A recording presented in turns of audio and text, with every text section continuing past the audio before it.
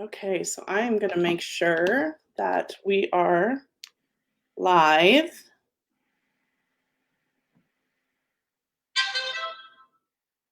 Okay, and we are. Let's wait just a couple minutes for people to log on. So everybody who is online, make sure that you comment, like. We would love for you to share this as well. But we are going to, obviously, before we start, we're going to wait a couple minutes to see if more people log on with us. We are both on Facebook and then also in our 417 Engaged Couples group, which obviously this is a different format than what we've been doing because we are both at home today. So because we want to obviously do our part and stay away from each other. So we're joining you guys at home. So we will be sharing this on Instagram. It'll probably be a couple days, but we will get it shared on Instagram as well. So if you have any questions or any comments, feel free to post them as we go through talking with Jillian today. So let's wait just a couple more minutes.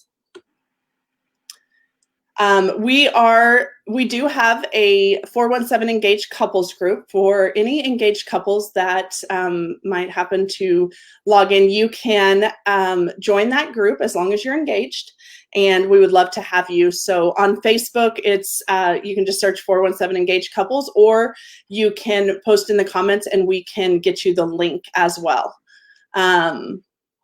So we still got you set up. Jillian, can you hear okay? Yeah, everything's great. Your end? Okay, perfect. All right.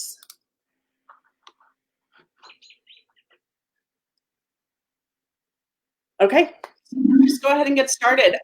So today we are going live with Jillian with Gloss Makeup and Hair. So Jillian, tell us about yourself.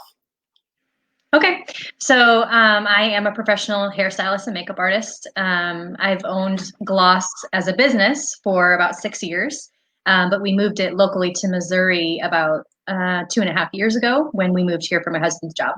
So I've been doing hair and makeup for a really long time, but relatively new to this area.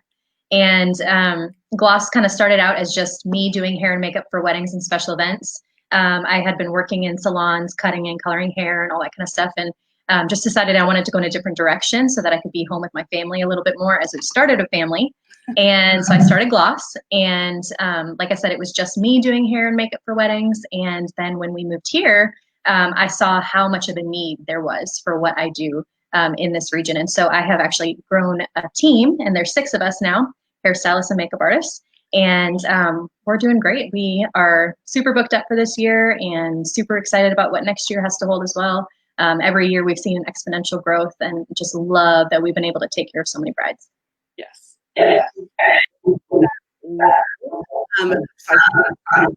Sounds like we're getting back.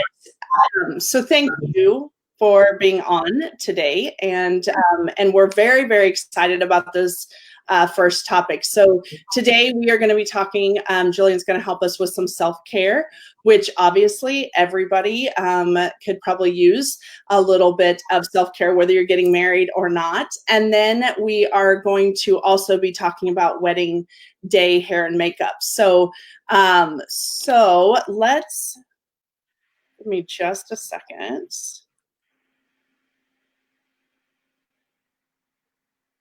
Okay, so let's go ahead and let's get started on this topic. I know with everybody being home, and this is definitely something maybe people that aren't used to having a skincare or self-care, maybe this is a time that they can pamper themselves a little bit with your tips that you have today. So let's go ahead and let's start talking about self-care.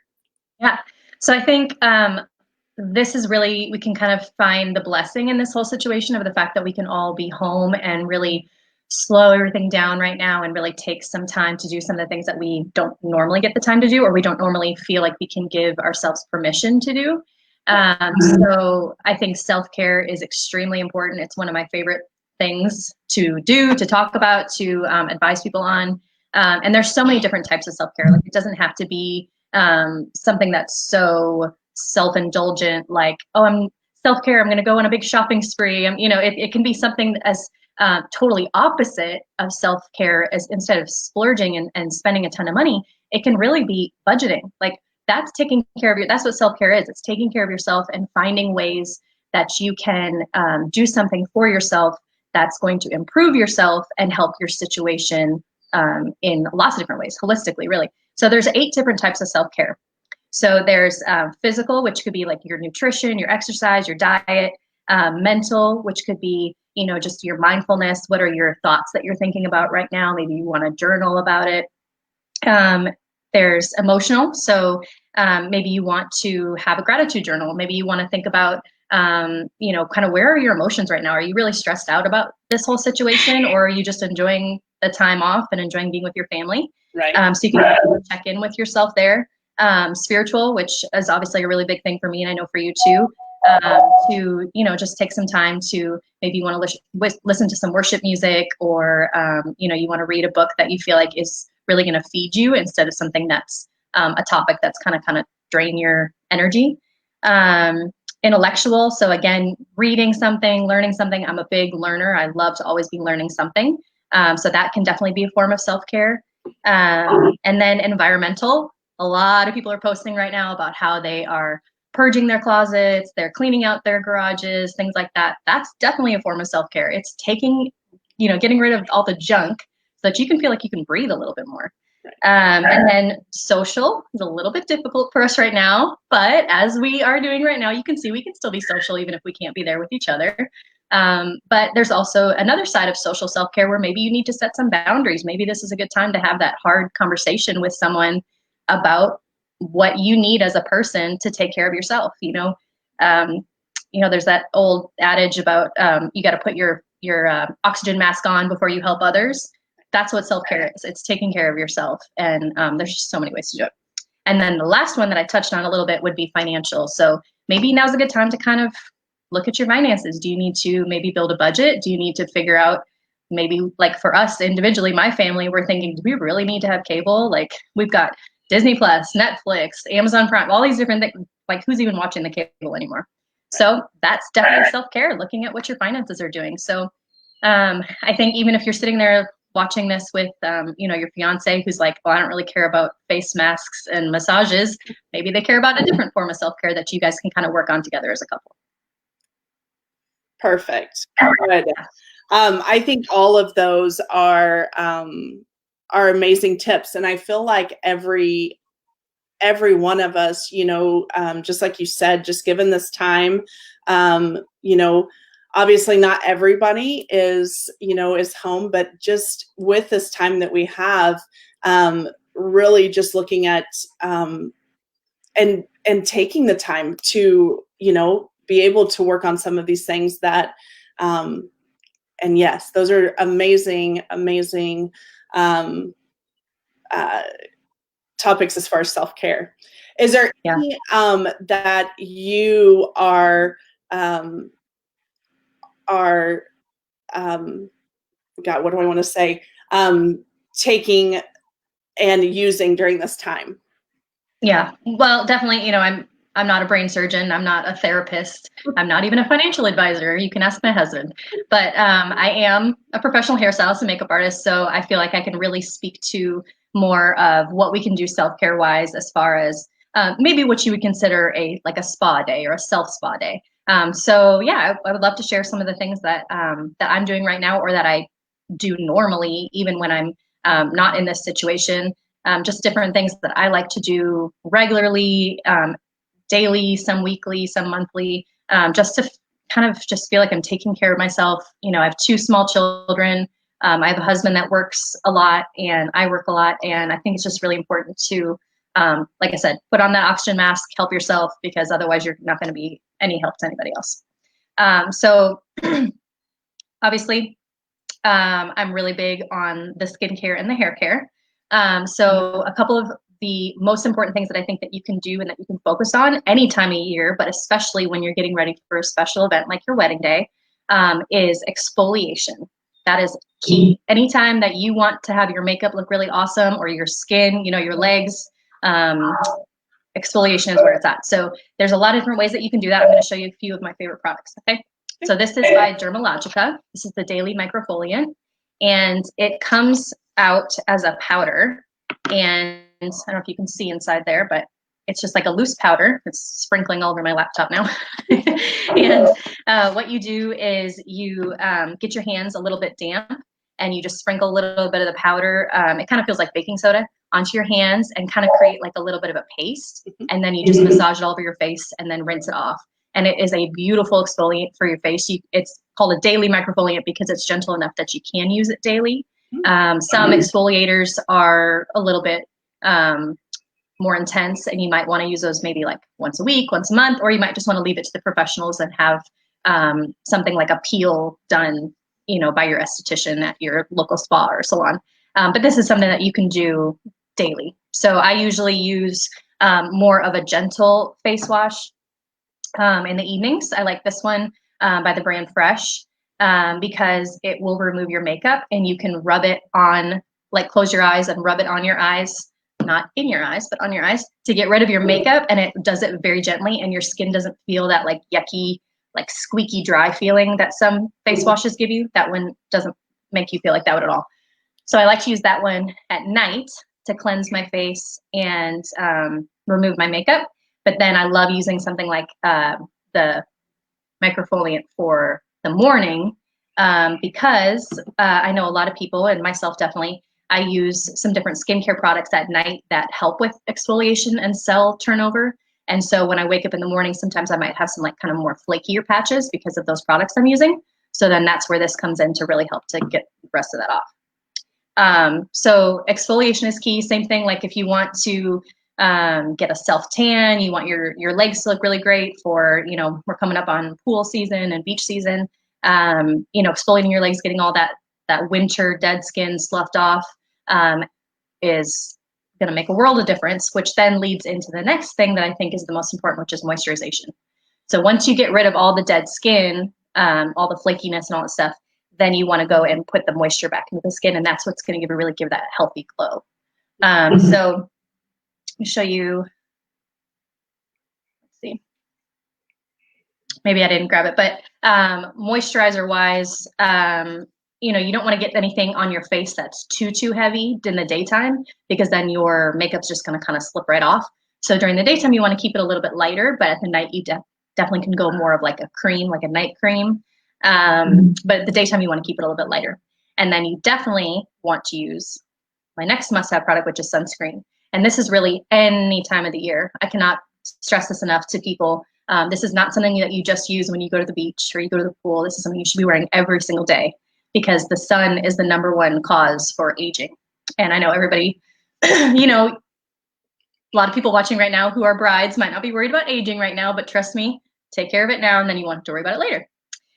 So I love this one by the brand La Roche-Posay because if you get this specific one that's made for acneic skin or acne-prone skin, it's really great because it doesn't feel greasy, and you can put it on underneath your makeup and not feel like you've got like a swamp thing going on. Right. Yeah, so I would say exfoliation, moisturization, and I mean, drinking water is part of moisturization too, because a lot of times people say, you know, I ask them about their skin type. I say, do you have oily skin? Do you have dry skin? And they're like, oh, I'm not really sure. Sometimes there's also that other skin type that a lot of people don't know about, which is dehydrated skin. So it's not necessarily, you look at it and you're like, I don't really know if it's oily or dry, but really it's just dehydrated. So it just may look a little crepey or a little bit just kind of lackluster, a little bit saggy. And you just need to put that hydration back into your skin, and that, you know, comes from the inside out. So definitely drinking water is key. And then as far as your hair goes, now is a great time to be using those deep conditioners that your hairstylist probably got you to purchase and that you didn't even know how to use. I'm going to show you one that I have here that I picked up a while ago that I'm going to use probably tonight. So a deep conditioning mask for your hair is something that is really going to help with maybe your skin, or maybe your hair feels a little bit dry from the wintertime. Or in the summertime, it could potentially feel a little bit dry because you've been in the pool a lot and the chlorine is making it kind of feel almost like straw. So you could apply a deep conditioner to your mids. I got really long hair, sorry. From your mids to your ends. So you don't want to apply deep conditioner on your roots, because then you're going to have really kind of oily hair for the next time until you wash your hair. So you really want to keep it from the mids down to the ends, or you could even just keep it on the ends if you would rather do that. Maybe you're someone who has really fine, thin hair, and you're kind of worried that if you use a lot of conditioner that your hair is just going to be super flat and weighed down. Then maybe you'd be the kind of person that just wants to keep it just on the ends where you're feeling kind of maybe a little crusty. A lot of us, we can't go get our hair cut right now. I know I'm due for a haircut. My hair is feeling extra crusty on the ends. But if you use a deep conditioner on there, and you can leave it on as long as you want.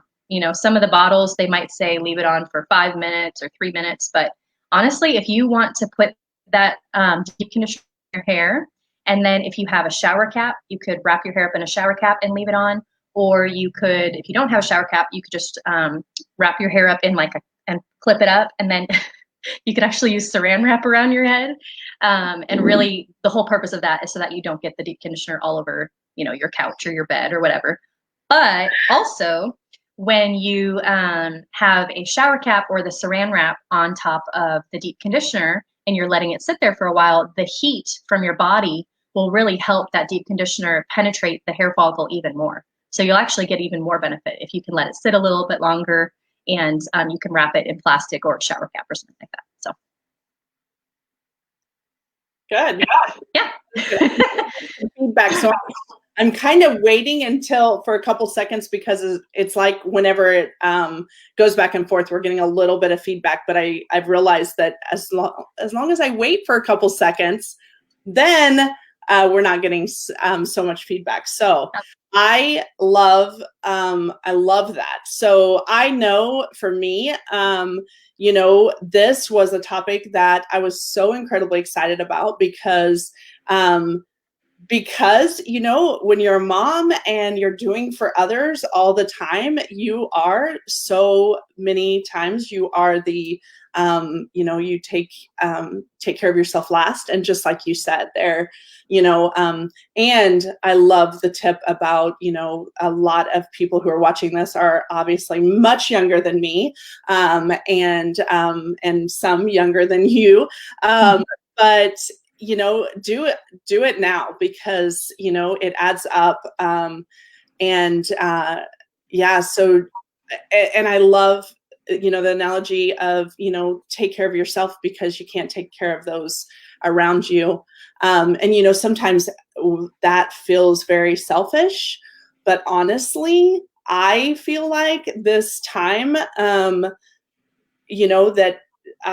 some people are home, this is an incredible topic for right now. And so would you be able to put the products in the comments after we're done? Yeah, of course. Yeah. I think that will be helpful, because, and maybe even a photo or something, whatever you want to do, because I think that would be incredibly helpful.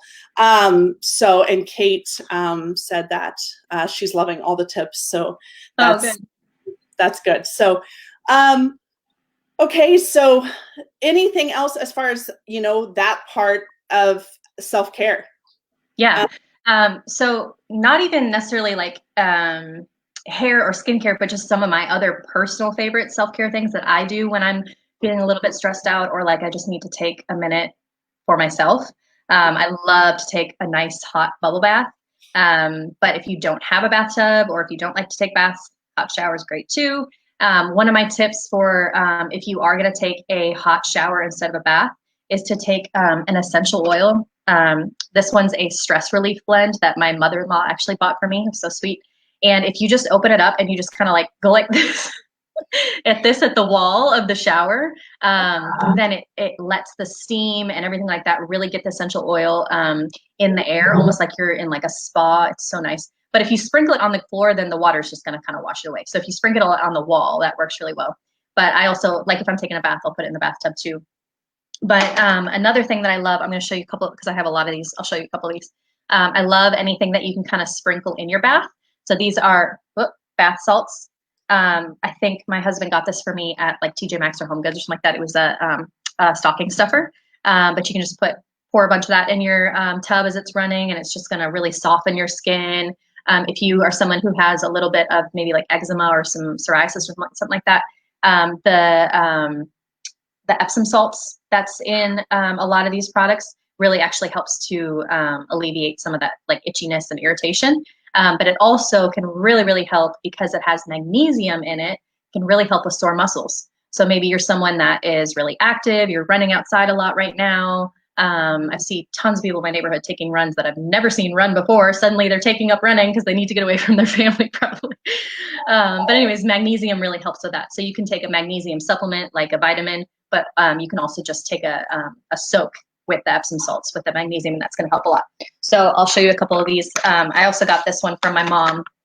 This is specifically, they kind of market towards people who do yoga, but it could be for anybody. But it's another one of those it's a powder Epsom salt kind of mixture that you pour into your bath and just kind of soak in it.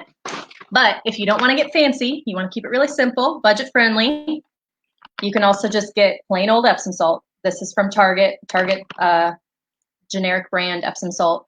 And you could just pour that straight into your bath, or you can go on Pinterest or Google and you can find a bazillion different DIY projects for how you can make your own like bath salts or bath bombs. And they're super easy to make. So if all you wanted to do was just buy a bag of plain old generic Epsom salts and you wanted to add in your own essential oils, or you could add in like almond oil, which would really help with like the softness. You could, if you have some of those vitamin E capsules, you know, like your doctor tells you to take vitamin E for your skin and your hair and nails and stuff. And if you're like me and you always forget to take your vitamins, you can actually take those little capsules and puncture them and just squeeze out the liquid that's inside the capsules. And those work great for like a DIY face mask, or you can rub them on like a scar. There's a lot of really great uses for those. So if you have some of those sitting in your medicine cabinet that just maybe you haven't used or you don't plan to use, there's a lot of different ways. If you just Google, so many things you could be doing right now that you don't even have to leave your house to go purchase. I have a vitamin whole that, and I never thought about opening those up. So that is huge. Another kind of side note is that my vet told me that if I have a lot of the fish oil capsules, which I do have a ton of those that I hate taking, so I just have a big giant bottle of them. If you puncture those, you can give them to your dog, and they're really good for your dog too. So I'm not a vet, but that's what I was told. This is another kind of body scrub. This would not be something you would pour into your tub. This would be something you would do like when you're standing in your shower or before you turn your shower on. My best friend ordered this for me off of Amazon, but it's inside the pouch is this. It's basically like coffee grounds mixed with some other like oils and things like that. So it's supposed to help with exfoliating the dead skin. And when you're exfoliating, a lot of times you're really helping with the circulation in your skin too, which can help plump up your skin. It can help with like cellulite and dimples that we get in our skin. So even if you just have some coffee grounds from this morning, you can dump those same coffee grounds into a bowl and mix in maybe some olive oil, or if you have almond oil or even coconut oil, you could put in a couple drops of essential oil. And if you wanted to go even a step further, you could maybe put in a little bit of brown sugar, stir all that up, put it in, if you have like a little jar or a little Tupperware, you can keep it in, and then put it in your shower. And then when you go to take a shower, just scrub your body really good with that. And you're going to be amazed at how great your skin looks. Oh, wow. Yeah. And I can put some information about that in the comments too. Making your own sugar scrubs and all that stuff is so easy. You kind of just want to make sure that you keep the ratio to be about like 80% sugar, or if you prefer to use salt, you can use salt. I don't prefer to use salt because sometimes that can feel a little bit like burny a little bit, especially if you just shaved your legs or something like that and then you use the salt scrub, it's like, oh, that doesn't feel so great. So I prefer to use sugar. can use white sugar, brown sugar, coconut sugar if you're one of those little bit more healthy people, which I'm not. So 80% sugar and then 20% oil. And you can use almond oil, coconut oil, jojoba, avocado, what did I say? Almond, coconut, avocado, olive, or jojoba are the ones that I thought of that I wrote down. So 80% sugar, 20% oil, and then put in whatever additives you want. Say you want to put in some essential oils, you want to do the coffee grounds. You could do citrus zest. Say you've got like a ton of lemons or oranges around and you want to zest some of that. That would be really, it probably smells awesome. You can put some honey in there, lavender. I mean, there's really no end to what you can do. You know, you got some downtime, whip up some sugar scrub, maybe drop off a jar of it at your neighbor's house or something and be like, here, take care of yourself. Which is so, I'm gonna wait. All right, let's try this. It makes me sound like I'm that back feed. So, which is definitely, you're doing two things, because not only if you drop it off for someone else, not only are you doing something that you'll feel good about, because but you're also helping someone else with that self-care. So, and I love those tips, because who would have thought of, I know I wouldn't have, of using stuff you know, that you already have, which I think is incredible. Okay, so anything else? I guess my other kind of little favorite things that I like to do, other than taking a bath or a really long hot shower, is I'm obsessed with candles. I even have a candle lit right now. I'll show you. I always have a candle lit in my house, in my kitchen if I'm down there, or if I'm up here in my office. Like, that's the first thing I do is I light a candle. I just feel like I don't know, something about it just feels cozy. It makes me feel a little bit more at ease, if that sounds right. I don't know. But I always light a candle, something super simple you can do. Pretty much everyone's going to have a candle, whether it's scented or not. It doesn't matter. It just can help you feel a little bit more like cozy, you know? And then one thing that I've started doing is listening to music when I want to relax, listening to music that doesn't have any words. So I'm the kind of person where, you know, I've got a lot of noise going on in my life. I've got my 2 kids, I've got 2 dogs. My husband's always working on some sort of project around the house. So a lot of times if I'm trying to focus on, you know, answering emails or something like that, if I'm listening to music that has words, it can just quickly irritate me. And I don't even realize that that's irritating me. But now that I've switched to trying to listen to music that doesn't have words during those moments, it has really helped a ton. Sometimes it relaxes me almost a little too much. And then I'm like, oh, I'm a little sleepy. Maybe it's nap time. But yeah, I've found some different people that I really like on YouTube. And I'll just turn on one of their YouTube playlists. And it's this guy that I really like, that I've been listening to lately, this guy that just plays his piano.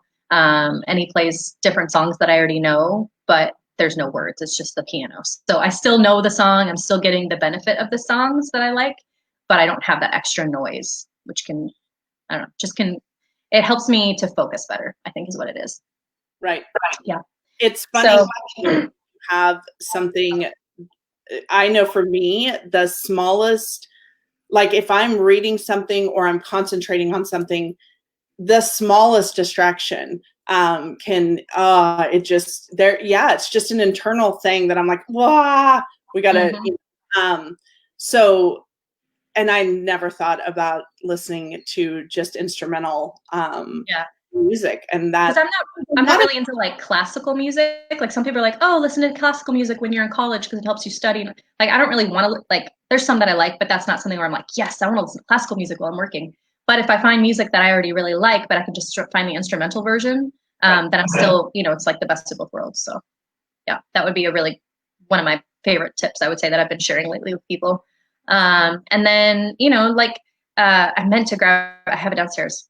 I'm mad at myself I didn't grab it because it's a really cool thing. But I found this tool at Walmart a couple months ago in the exercise aisle.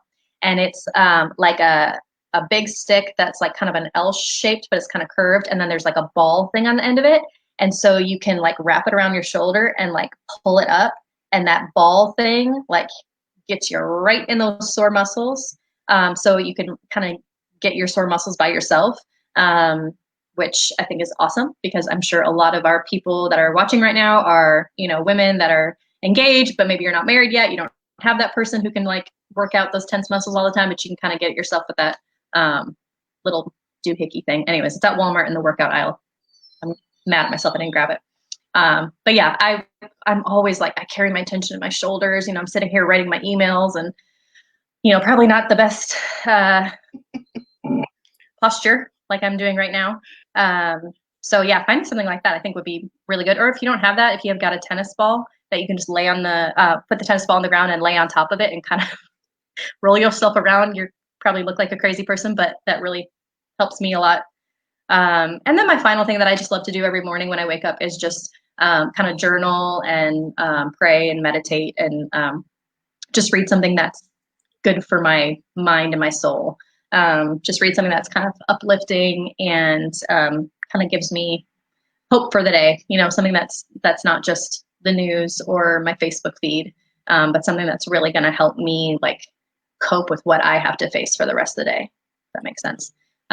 So I like to do that outside. I try to go sit outside every morning on my front porch or my back porch with my coffee, and sometimes I have to, you know, bring a pillow outside and sit on the pillow because I'm sitting on my front stoop and it's not very comfortable.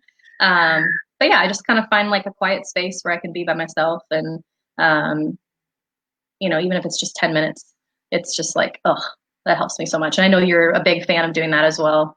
But yeah, just really start your day off on the right foot. It does. And I think that is probably one of the self-cares that that I do. Like, I believe in all of them. And I can tell you over the last week, and maybe it's because we knew we were going to be talking about this, but I did do a mask the other night, and honestly, it felt so good. Like, it's crazy when you know, again, you know, this busy life that, you know, as entrepreneurs and you know, and I know for a lot of our couples that are planning a wedding, I mean, you know, time gets away from you, and when you do get to step back, maybe it's because I knew I was going to be meeting you and having you know, this video chat, but it really does. It makes a huge difference. And then, yes, you know, the one thing that I definitely believe with my whole heart is just starting, you know, that day with time, because man, if you wake up and you go straight to social media or straight to the hustle and the, you know, before you know it, your day gets away from you. And then, you know, it really does a big reset in the morning when you just take the time. So, yes. So at least out of everything that you've said, one thing that I did, which, well, two things. I did a mask, but I can tell you it's why we wanted to do this conversation, because not only for our couples, but honestly for everyone right now, because this is, you know, it's just a little different right now. And, you know, it's crazy not to be able to go sit down at a restaurant and, you know, and it's just, it's a little crazy to think, oh my gosh, what are we going to do this weekend? Oh, we're going to be home, which is really odd. I mean, it really, but on another, you know, aspect of that, it's kind of comforting. I mean, you know, and I think it is, you know, that time. And that's why we wanted to do this at this point, because, you know, this is going to be for the next couple weeks. And, you know, what can you do, you know, today to just put a little bit of that self-care into play. And I loved all the ones. What I'll probably have you do is go back through that list, if it's okay, just because for those that have tuned in and didn't hear the, my hand's all over the place, by the way. I'm like, which way is it going? I don't even know. So let's go ahead and go through that, those 8. Yeah. Let me grab my note too. So the number one was physical, which could be nutrition, exercise. It could even be sleep, which I know I'm definitely taking advantage of the extra sleep I'm getting lately. The next one is mental, which could be mindfulness, and later on, maybe down the road, maybe seeking out therapy. I think everyone can benefit from a little of therapy, right? Emotional, which could be journaling, or maybe just taking a minute to think about what you're grateful for. I think that can make a huge shift in your mindset if you can just stop and think about something that you're grateful for, something that's good that's happened in the past that you're just like, wow, that was really great. Spiritual. Oh, go ahead. I'll stop you for a second. Oh, who knew that we would end up being thankful and grateful for toilet paper? Who knew that? I mean, seriously, who knew that that would be something that we ended up being thankful for?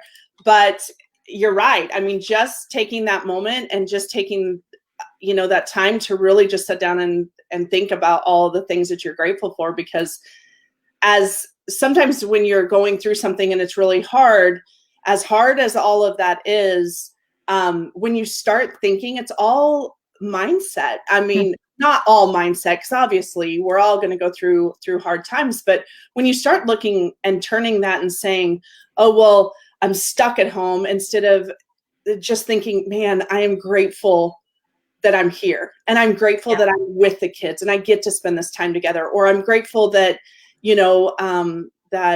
I get to cook dinner. I mean, in our lives, the busyness can take over. And then, so yes, I love the grateful part. So go ahead. Sorry, because I completely interrupted you. No, totally fine. The fourth type of self-care was spiritual.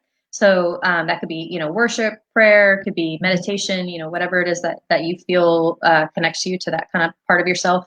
Intellectual is the fifth one, which could be reading or learning something new, or maybe you've got a hobby that, dust off your tennis rackets that have been sitting in your garage for the last year, maybe pick up the tennis ball. Environmental is number 6, which could be cleaning up a space in your house, or maybe redecorating your house. One of my favorite tips that my mom has always kind of instilled in me is shopping your own house. So say you've got a couple of different decor items that you're kind of like, I'm kind of over it, I'm kind of sick of looking at it. Just put it in a bin and put it like in your garage or attic or whatever, even under your bed.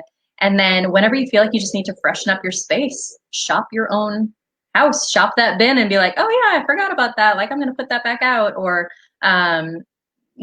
switching things out can help you just feel like you've got a fresher space. But I know a ton of people that are definitely taking this time to organize and clean out drawers and things like that, which I think is so nice. It's like, there's no better feeling than, getting rid of clutter. The 7th type of self-care is social. So like I said, it's kind of a little bit difficult right now, but actually I'm getting to connect with a lot of people that I don't normally, like, oh my word, I've met so many of my neighbors this last week that I didn't even know existed. And we're keeping our distance, but like, I can talk to them from my front step and they're out in the street walking their dog and we're like, hey, meeting them. And that's been really nice. I didn't even know I had so many awesome people in my neighborhood. So, and then the 8th and final type of self-care is financial. So, like I said, some people could consider that like, hey, I'm going to go on a shopping spree. I'm going to, take care of myself by going and buying something nice for myself, which is great. But another part of self-care might be creating a budget for yourself and kind of reassessing where you're at in life, and kind of seeing like where maybe you could cut some corners and kind of figure out like, where do I want to be in 10 years? And that's definitely self-care. That's definitely taking care of yourself I mean, a lot of people have lost their jobs right now. A lot of people are really wishing that they had, taken that time a year ago or whatever to really take care of themselves financially. So, yeah. So there's so many different ways that you can do it. It doesn't have to be doing a face mask or taking a hot bath. So there's lots and lots of different types of self-care. Yes. Oh. Okay, it's better. There is, and I'm very thankful because you did touch on so many of them. Because, yeah, I love I love that. And I'm sure people who are tuning in that just thought this was going to be about facials, really, there's so much, hang on just one second. Sorry. There's so many different things that you can really do. So, and I think you've touched on so many. So thank you for that. Okay. Anything else as far as self-care? No, I think that pretty much covers it. Okay, good. So we are going to go ahead. Let's go ahead. So we do have a couple questions from our couples group. So, but I think what we'll do is go ahead and let's go ahead and talk about wedding makeup and hair. So, and then we'll touch on these two questions. Okay, great. Okay, so as far as wedding hair and makeup goes, it's definitely a little bit different than what you would think of as far as your everyday makeup. You know, you have to think about the HD cameras that are being used on you during these beautiful professional pictures that you're having taken. You spend all these money on these beautiful pictures, and if you're wearing your normal everyday makeup, it's just not going to translate. It's not going to look right. So it's really important to have somebody who's a professional makeup artist who works with professional photographers and is really familiar with working with HD compatible makeup. It's very, very important. So I highly recommend hiring a professional makeup artist. You know, a lot of salons will offer makeup as well, but maybe they don't. Maybe they only do like one wedding a year or something like that. So you really want to find somebody who has a really good portfolio and has a lot of experience with weddings and special events. So I would definitely do your homework and kind of see if you're looking to hire somebody, you know, what some of their pictures from their past work and what their most recent work is too. Like you don't want to hire somebody that all the work that they show you is from, you know, 1992. So definitely do your homework and make sure that somebody is really familiar with the products that are up and coming and the products that are really hot right now, so that they know how to utilize them to the, you know, to your advantage. So yeah, I would say finding somebody that has a lot of experience, finding someone that knows how to apply it correctly, so that even though you do have to take makeup for film and TV and photography, you know, you have to do it a little bit heavier, but it doesn't have to feel heavy, if that makes sense. So some people, they might get their makeup professionally done for a photo shoot and they might be like, whoa, I feel like I have a lot on. But then you go back and look at those pictures and you're like, whoa, I look amazing. Like I've never looked so good. And so you kind of have to remember when you have that done, it's going to look different than what you do every day because, well, number one, you didn't do it yourself. And number two, it was done by a professional who's going to take a little bit extra time and care and attention to really bring out your features.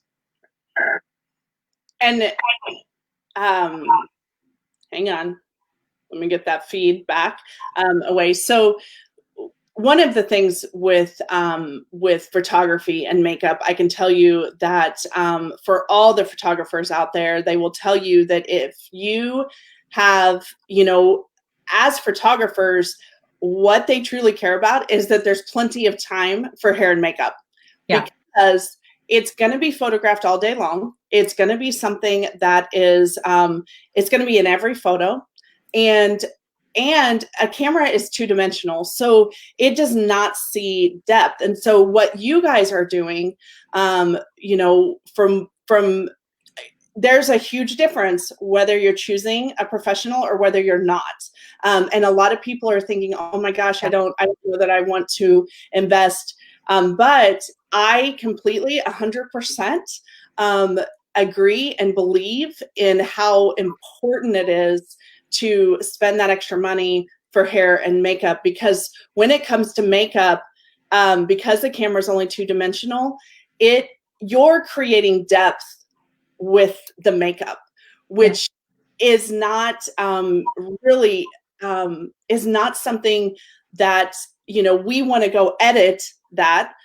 So for me, your guys, you know, what you guys do as, you know, professional hair and makeup artists is absolutely one of the most important things of the day, you know, because it makes a huge difference when they look. I mean, this is one of the best days of their life, and you want to look, I think what you always say is your best version of yourself. Yeah. I know you've said that, to me when you did my makeup and hair. So, and that makes a huge difference. And then tell us about how the trial works and why, because to me, that's another incredibly important part of wedding day hair and makeup. Yeah, it's huge. It really is. And we don't do a trial for every single client because honestly, logistically, it's not always a possibility. A lot of our brides come from out of state and they just don't have the capability to come in for a trial. And that's okay. Or sometimes if they're coming in from out of state, we might meet with them for their trial 2 days before the wedding, and that's okay too. But a trial is definitely really important because it's a time that you get to, number one, get to know your makeup artist and your hairstylist. That's the person you're going to be spending a lot of time with on the morning of your wedding day. And if it's not someone that you mesh with, you don't like their attitude, you don't like the way that they carry themselves, like that can really put a big damper on your morning. So that's something you definitely want to think about too. So when you have that trial with them, you get to know them a little bit better. You start to feel comfortable with them. You maybe can establish a little bit of trust and confidence that kind of takes a little bit of a load of pressure off of you. As you get closer to the wedding day, you might be thinking, oh my gosh, I don't know what my hair and makeup's going to look like. I don't want to look like a crazy person. But if you've already had that trial, you've already spent that time with them, you're like, I'm fine. Like, this is going to be great. So there's a lot of different reasons other than just seeing what the hair and makeup's going to look like on you to meet for that trial. It's really important if you can make it happen. So all of that said, and then you also get to see the hair and makeup, which everybody wants to do. And everybody always says, oh, I'm so excited to come do my trial because it's finally the fun part of my wedding day. Picking out some different things for your wedding day sometimes is like, it's cool, but it's not like super fun. So people always really enjoy coming in. We have a private studio that is set up kind of like a bridal suite. So you can come in with, if you want to bring your mom or your maid of honor, with you, that's totally fine. And what we do is we have you come in with some pictures of hair and makeup looks that you really like. And it's also really helpful if you bring your makeup artist or your hairstylist some pictures of what you don't like. Because that can give us a really good idea, a kind of well-rounded idea of what your personal style is. Because everyone is so different as to what they think is beautiful and also what they think is beautiful on themselves. It's two totally different things. So if you can bring in those pictures and you can show your person the pictures, then they can say, okay, this is kind of the vision of what they are thinking they want, and stay clear of this. Like, do not give them, winged eyeliner or whatever it is that they are like, I don't like that. So I would recommend bringing in both pictures, and multiple pictures is totally fine. It's totally fine if you bring in like 3 photos and you say, on this photo, I really like that lip color. On this photo, I really like their eyelashes. It's okay. We're willing to and capable to piece that together for you and kind of see what the common thread through the 3 pictures, or how many pictures it is, the common thread through those pictures, and really build off of that and figure out what exactly is going to be the right style for you. But I will say also, a lot of times people will bring in pictures and we'll create that style for them, and then they'll realize it's not really me. It doesn't really look like me. It's not really my style. Like, I loved it on that model on Pinterest, but on me, it's not great. And that's totally fine too. Perfect time to be figuring that out is at the trial. So it is an important appointment that you can make for sure. Yes. And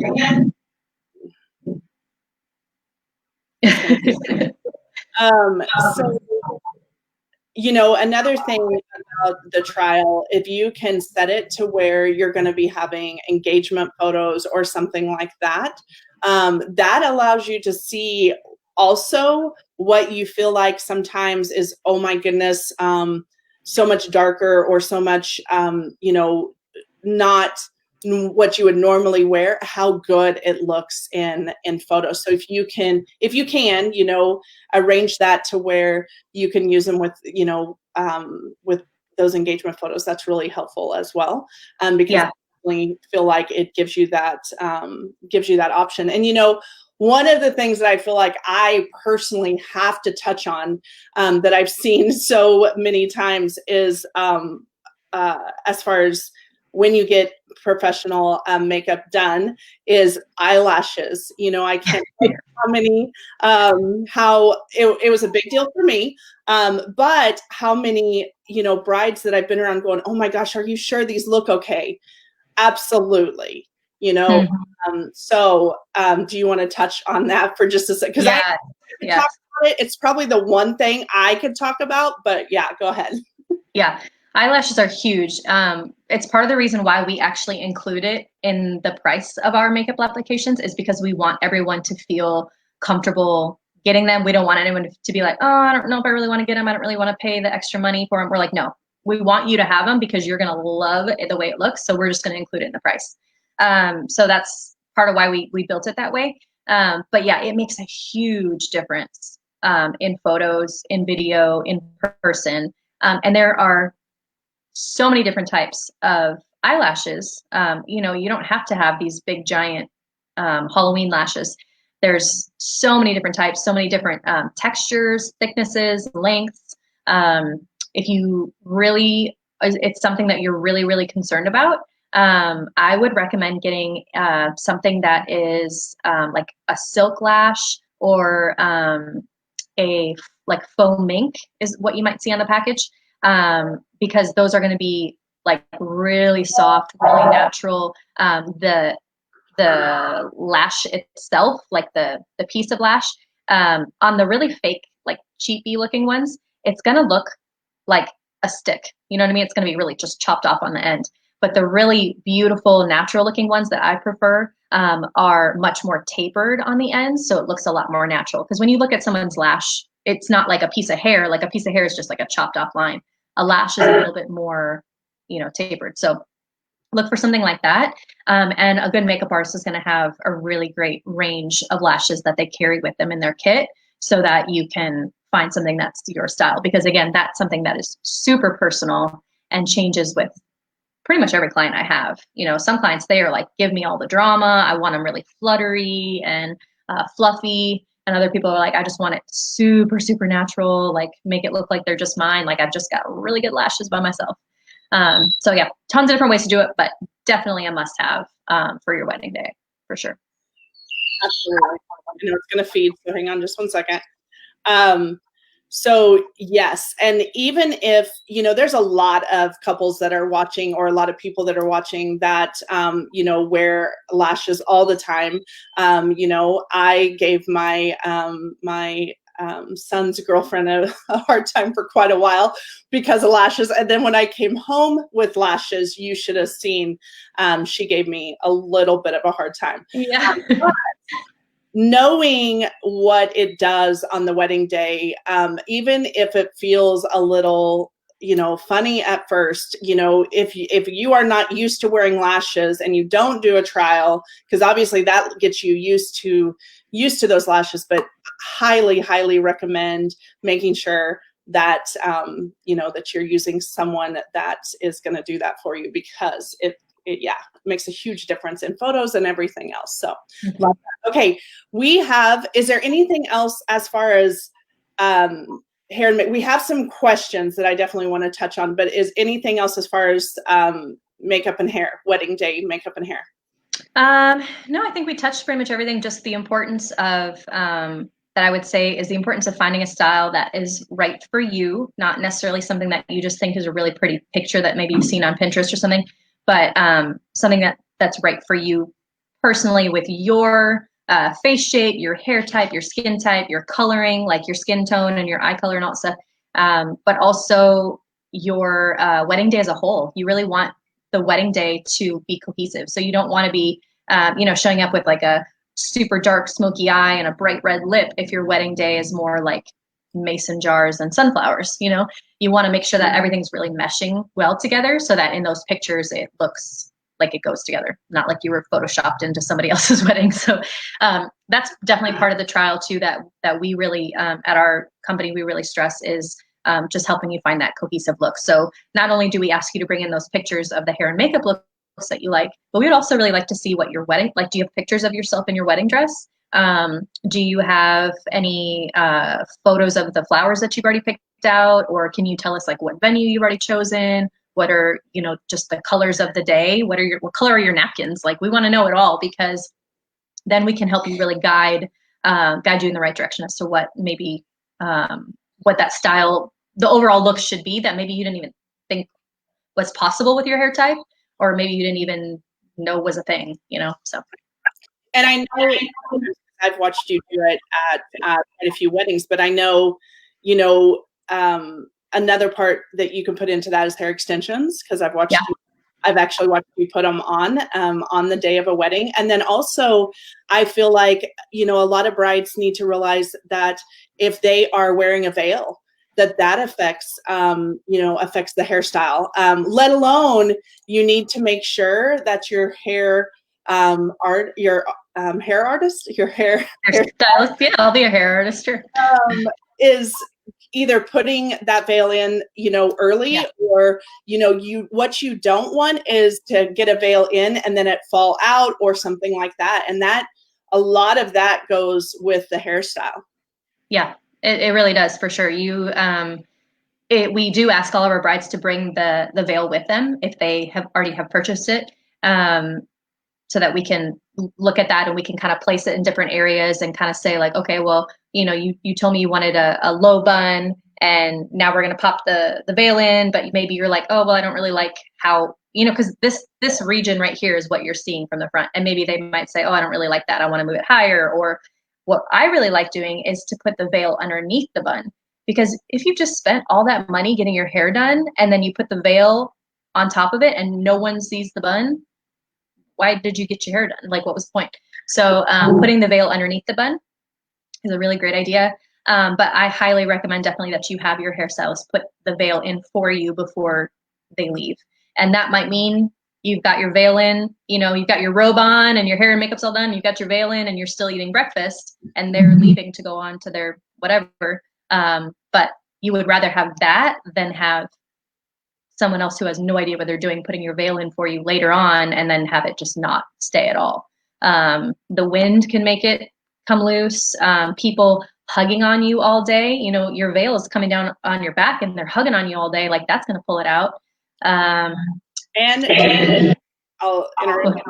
Just a tip that you do have a veil on the wedding day, make sure that anyone who stands beside you, you tell them to go underneath the veil. So when your you know, husband that day, or your family, or just, you know, that's one of the biggest tips that I give on a wedding day is, hey, make sure, because otherwise they're going like this and, you know, causes headaches and everything else. So just make sure whoever's standing beside you that they're going underneath the veil.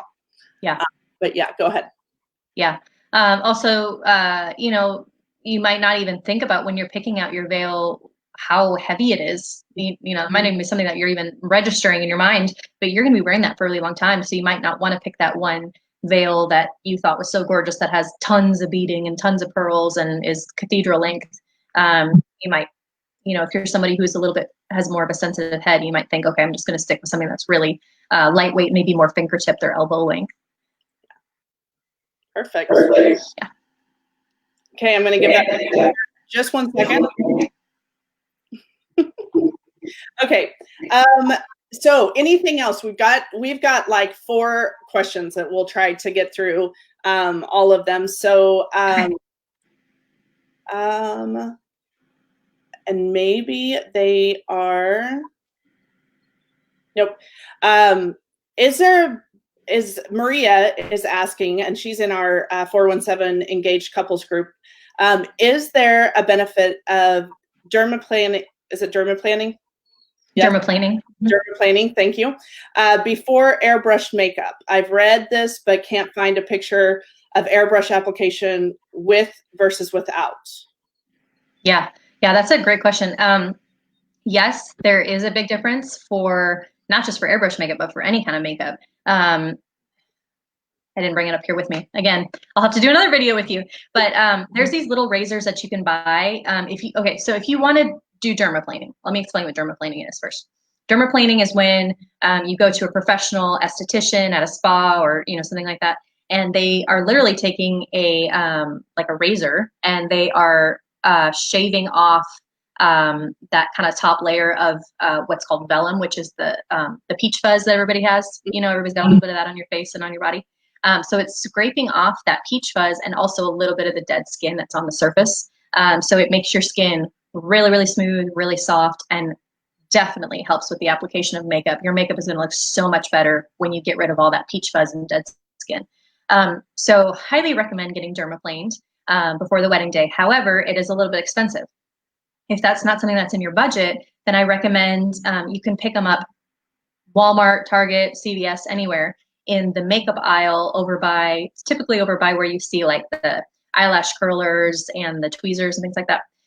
Or it's these little facial razors. It'll literally say facial razor on the package. And they're just teeny tiny, almost the shape of like a toothbrush with a little tiny razor on the tip. And you can use that to get your own peach fuzz and dead skin off. And so I do that to myself, I don't know, maybe once a month or something like that. So, you know, because a lot of people, they'll get like really bad right here, almost like a, what do you call that?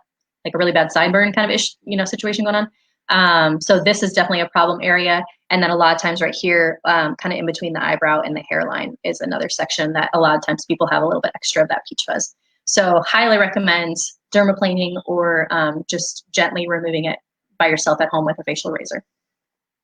Yeah. Okay. Good. And then Brittany in the group as well said, thanks for that tip. Never thought about that with a shower and essential oil. So, and I never thought about that. You know, there used to be a thing that when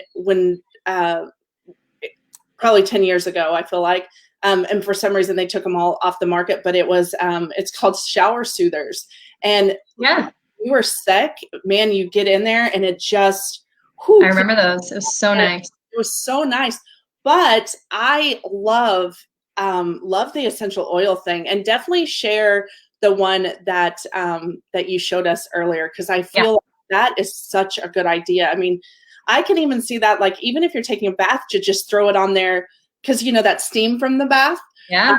Instead of it, you know, going away, like you said, if you put it in the bottom, it's going to go away because the water. But yeah, I love that idea. So, and then Kathy, and I think she's in our 417 Engaged Couples group as well. She said, "Does everyone need to bring their own lipstick to the day of?"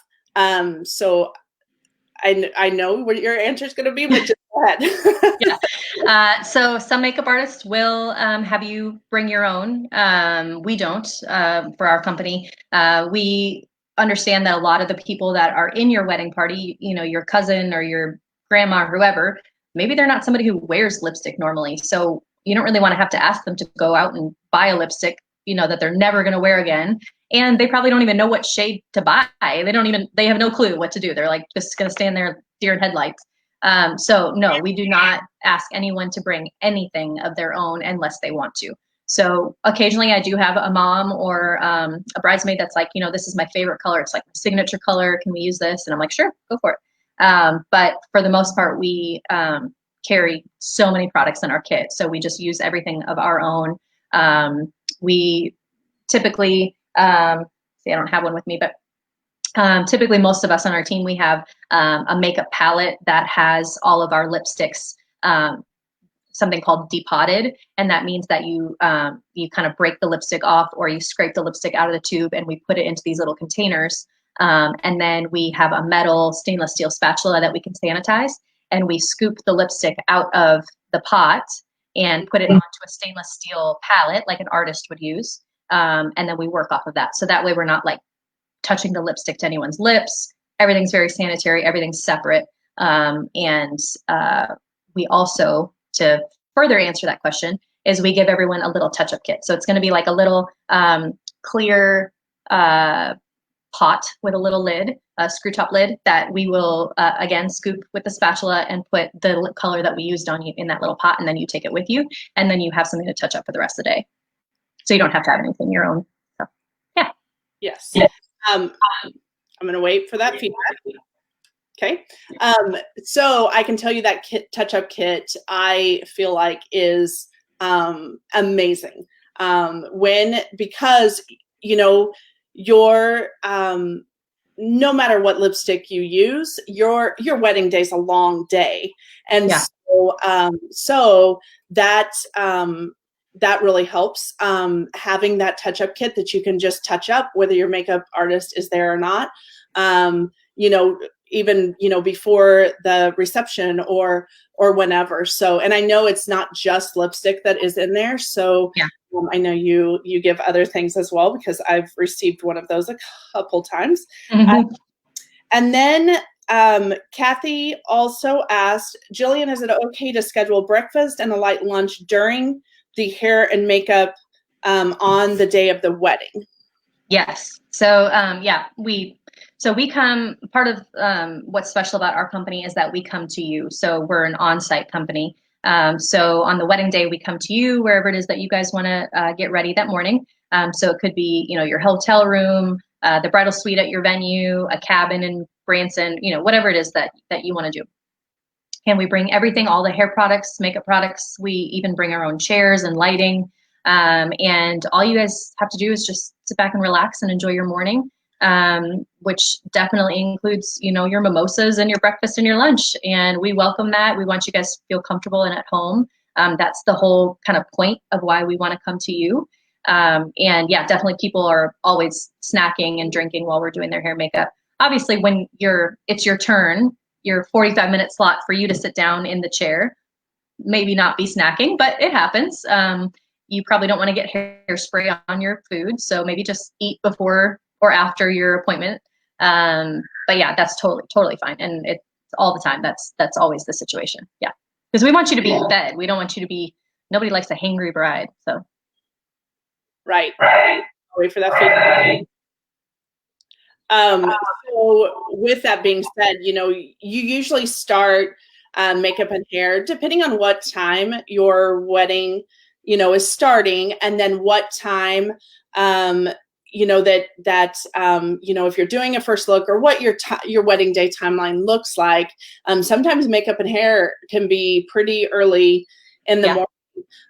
One thing that I definitely want to touch on, I'm going to check just to make sure, that's kind of what I was looking down for, just to make sure whether we have more comments or questions. But one thing that I really feel like would be a helpful thing that I believe in wholeheartedly is making sure that, you know, the couple, and hopefully, you know, if they have a wedding planner, obviously, you know, I know wedding planners believe in this as well, is making sure that you're taking enough time for hair and makeup.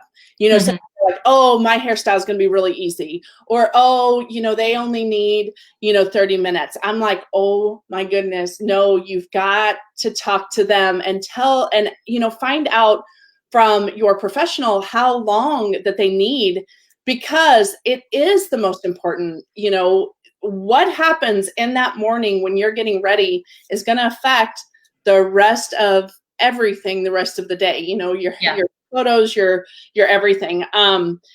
So talk a little bit of as far as time, and then I think we have two more questions, and I think we are going to be done. Okay. So yeah, definitely.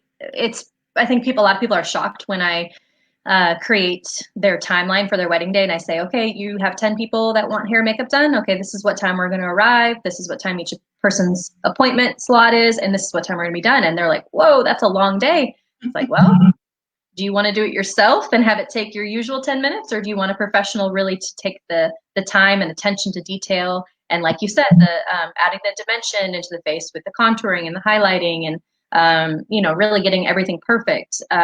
It takes time. And I mean, I've heard stories that Kim Kardashian's makeup artist, you know, he takes 3 hours to do her makeup, you know, and everyone's like, oh, she's amazing, she's so beautiful. Well, yeah, she's been sitting in that makeup chair for 3 hours.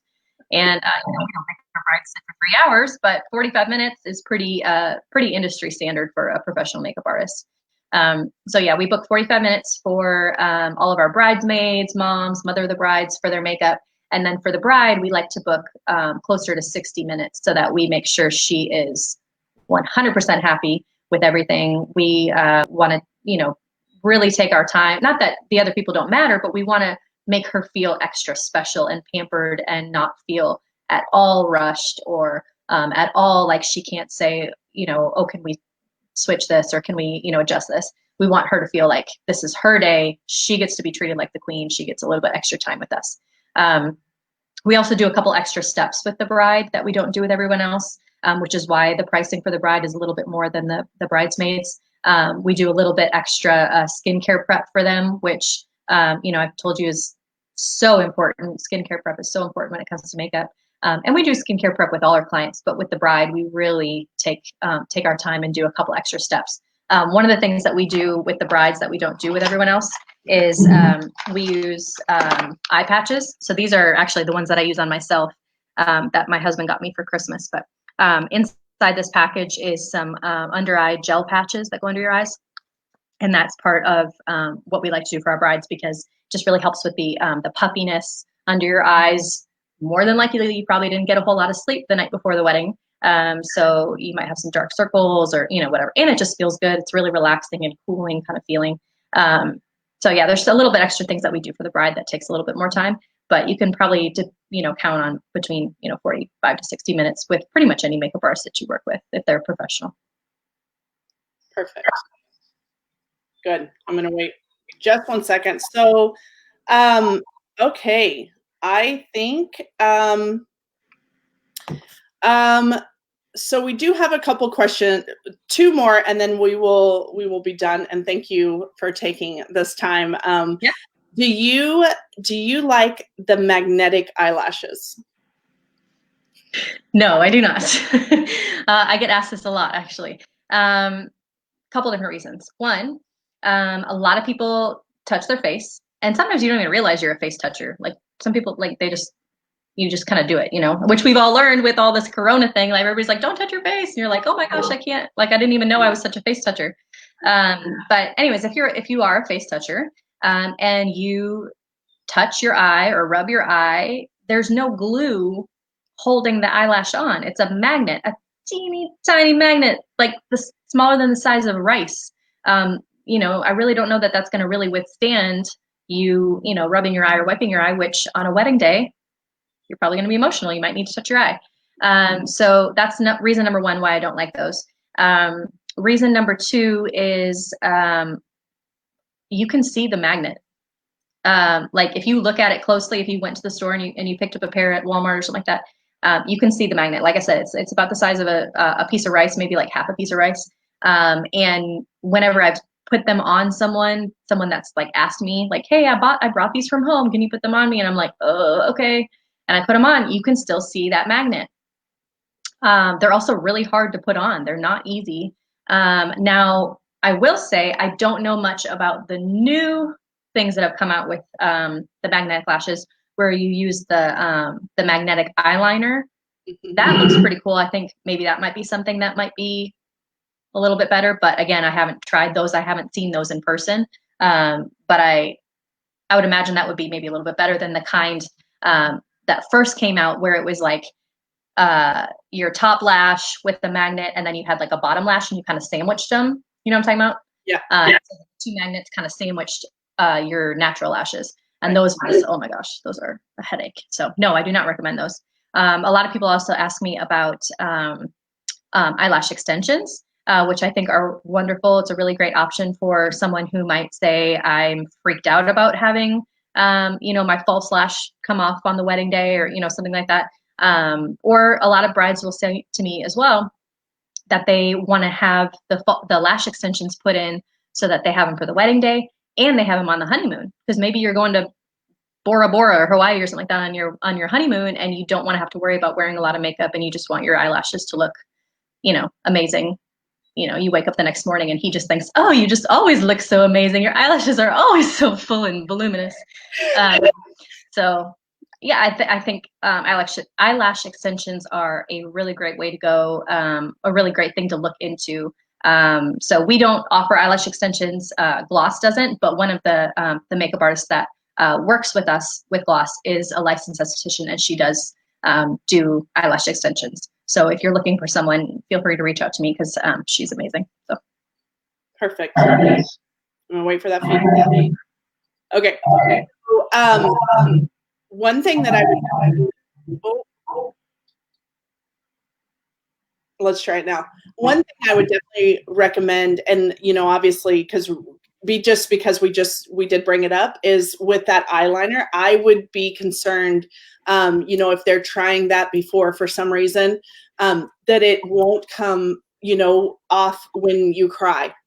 You know what I mean? oh yeah. I don't know much about it. I don't know if it's waterproof or I have no idea. Yeah, I would, because there's a lot of mascara out there that is waterproof, but I don't know about eyeliner that's holding your lashes on because there's emotions. I mean, whether it's, the first look or the ceremony or, the daddy-daughter dance or, there are emotions throughout your whole entire day. And so I definitely feel like I would recommend something that's definitely going to stay put. Yes, you want everything to be waterproof. Everything, yes, for sure. Yes. Unless it's something like lipstick, because sometimes like the waterproof, long-lasting lipsticks, like the liquid lipsticks, I don't like the way they feel. They feel really dry, and I don't know. I don't like the way they feel. So I'm okay with having to reapply my lipstick halfway through the day, but I definitely don't want to have to reapply my eyeliner or whatever. So yeah, we definitely use everything that's waterproof, as far as like mascara and even the face makeup that we use. We try to use things that are more longer lasting. And then we definitely use, I don't have one up here, but makeup setting spray. This one's not the one that I use on my clients, but the one that I really like to use and that I would recommend to anyone is the all-nighter. Urban Decay is the brand, Urban Decay. You can purchase it at Sephora or Ulta, and it's called All Nighter. It's a makeup setting spray, and that's what I like to use on my clients when I'm done, because it really does make your makeup last longer. So, and that will some of them have a little bit of like a waterproof capability built into the setting spray. So maybe if you're like, you're worried about usually the first thing that rubs off on someone's face, almost everyone, is blush. I don't know why, but blush just disappears after an hour. So if that's something that you have an issue with, using a setting spray that's like a long-lasting setting spray like the Urban Decay All Nighter could be something that really is a game changer for really anyone, if you just feel like my makeup just never lasts all day. So good. Very good. I'm here. Do you see that sun coming in? Oh yeah, I know. I'm starting to get like I'm in a cave in here now. Every time. And the other thing that I did, you talk about high definition, and you'd think I would have thought about this, but I look how good you look, and then I look at all the details. So if this can tell you anything, right before we started, I clicked high definition on my video camera, and I'm looking going, oh my gosh, you cannot do high definition when you're this close to a camera. Like, unless Jillian does your makeup, and then I'd probably be okay right now, but we can't get together. Otherwise, I probably, look at that sun. I probably would have had her do that. So, okay. Shelby has another question. Do you suggest airbrush makeup for hotter summer weddings? Yes, definitely. Yeah, airbrush makeup is a little bit more expensive than traditional makeup just because the airbrush makeup is just a more expensive product. So it's going to cost more for us to use it on you. And it is a little bit more of a specialty service that, we have to be trained on to do. So it is a little bit more expensive, but totally 100% worth it. I recently ran into one of my brides that I had done last summer. I ran into her at Traveler's Coffee House. And she's like, oh my gosh, I just wanted to tell you that I love my makeup. I'm so glad that I chose to go with airbrush makeup. And she specifically said that. She said, make sure you tell your brides that it's the best decision they're going to make, and that it lasted through my first look with my dad, my first look with my fiance, tons of tears, and it lasted through the heat and the cake smash. Mm-hmm. She got cake smashed all over her face, and she said it was fine. Like her makeup did not move. So I thought that was really cool. I was glad that she shared that with me because I'm not usually there the whole rest of the day through the cake smash and all that. But obviously, I guess I didn't need to be there because she said it lasted just fine. But yeah, the airbrush makeup lasts longer. It is really lightweight, so it doesn't feel like you've got a lot on your face. So, you know, when you're outside and you're hot and you're sweaty, you don't want to feel like you've got a lot on your face. You want to feel like your skin can breathe. So the airbrush makeup can help with that. Yeah, it looks really smooth. It looks really natural. It's definitely, you know, most of our brides, I would say 98% of our brides choose to go airbrush versus traditional. But because it is an extra expense, you might say, well, I don't really have the money to get airbrush makeup for all my bridesmaids and my mom and everything like that. That's totally fine. You can do airbrush for yourself, the bride, and then everyone else can do traditional. Like, that's totally fine and very normal. So there's a lot of different options. And all of our pricing is listed on our website. Perfect. Okay. So I think I'm going to go ahead and ask you this question just because this came from Shelby. She said, "Are you nanny fine and wear makeup at all times?" No, I do not. You have seen me many times with no makeup on. Actually, as I was getting ready for this live, I was thinking to myself, wow, I haven't worn this much makeup in 3 weeks. Oh my word. Like, we're doing a lot of Facebook live, like Zoom meetings and, you know, all those kinds of stuff, but I'm not even wearing this much usually for a Zoom meeting. I mean, saw you earlier, I was wearing a hat, and I think I still had my pajamas on. But for all of you lovely folks, I did take a shower and, you know, spruce myself up a little bit. But no, I definitely do not wear a lot of makeup day to day. I'm a mom. I work from home a lot. You know, this is my home office that I'm in right now. So I'm the one who's in charge of doing all of our the business side of things. I do hair and makeup. You know, I still take on clients, but I'm the one who does it all. You know, I'm answering all the emails and doing everything. So a lot of my time I'm right here in my pajamas with my my LaCroix, and you know, I'm not fancy all the time. But she is. Let's thank you. Let's put it out there. So, hey, anything else that you want to add? We have been on here for quite a while. Oh my goodness. But is there anything you want? I feel like you and I can talk all day. Like, a marathon. Yeah, all night. So, but we won't bore everyone else. But is there anything else you want to add? No, I think we covered a lot more than I thought we were going to cover. So that was good. Yeah, I'm glad. Thank you so much for having me. I hope that people, you know, got to take a thing or two that they can use for themselves at home, and maybe some food for thought as far as their wedding day upcoming. And yeah, I hope this was beneficial. I know I had a lot of fun. It definitely the sun.